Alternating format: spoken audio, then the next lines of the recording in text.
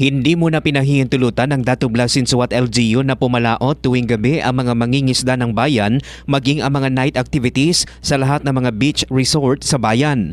Sinabi ni Datubla Disaster Officer Irene Dillon na ito ay kasunod ng serye ng mga pagyanig sa bayan simula pa noong January 20. Natukoy ng PHIVOLCS ang epicenter sa kanlurang bahagi ng Calamansig at Libak, Sultan Kudarat, mga katabing bayan lang ng Datubla.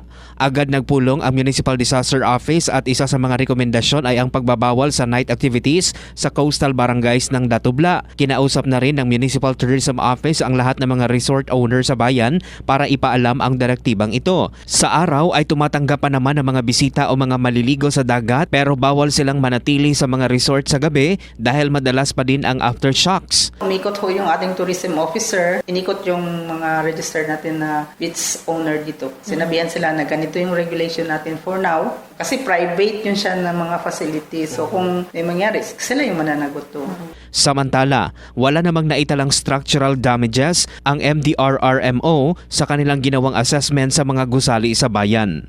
Mark Anthony Taico, NTBC Bida Balita.